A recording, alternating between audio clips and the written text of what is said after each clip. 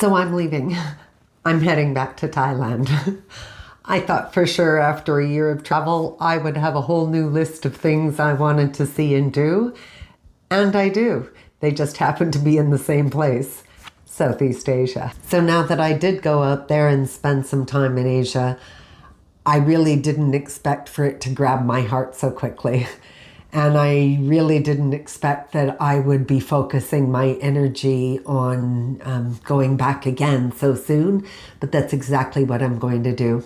I have my ticket booked and I am out of here September 3rd and I am off to Phuket, Thailand. I was there a year ago and in quite a few different places in Thailand, as well as I went over to Cambodia and to Vietnam. So this time going back, I really have a focus. I have a few places I want to revisit. I want to get together the info of what I'll need to know so that when the time comes to retire or to settle down, maybe somewhere a little bit more long-term, that I have the information that I need to make that decision at that time. First on the list of my criteria is financial. I, in retiring, would like to do it without having to have a financial requirement attached to the visa, so that this way, things are a little less protracted. As I go through life and get on later in life, I don't need to be adding things to my life. I would like it to be a lot more smooth. I am a single individual and I live on a very tight budget. My budget is $1,800 Canadian, whether I'm here in Canada or in another part of the world. And Southeast Asia has made that very, very affordable for me. And not only is it affordable, it is super comfortable. Safety and quality of life has to be maybe most important, but it's second on my list. Having been there already, I'm not worried about how safe it is. And when I was in Thailand, Vietnam, and Cambodia, I just found it absolutely wonderful. Whether it's the culture, the environment, the food, so wonderful just for all around comfort and whole life health. I can be in control of what it is that I want, and again, financially in control, so that also adds a sense of safety and comfort to my life. So third would be cost of living or conversion. I would love to go see the whole world, but I can't afford it. Not at this time anyway. The strength of the Canadian dollar allows me to see most of Southeast Asia without it being a strain on my wallet. And for somebody my age and being a single woman, as I get older, I don't have a lot of resources I'm going to be able to tap into to be able to make further income. So it's nice to know that I'm not depleting my resources as I'm enjoying my life. So as I said, I lived this way for the past year and I've kept a pretty detailed budget. I know that for the last year, from August last year till July of this year, it cost me $20,889.81. Yeah. So the places that I have to visit on my list are as follows. I am heading back to Thailand, as I said.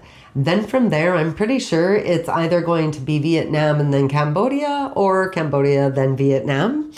The Philippines will also be in there. I have a friend from Winnipeg going to see his family, so I will most likely be going to see him at that same time. Then if time allows, I would like to go see Laos, Malaysia, and Indonesia. I'm going to do my best to make them all. The plan, as it stands, is I'm going for 6 months. So if I go for 6 months, I could possibly stay a month in, or just about a month in each locale.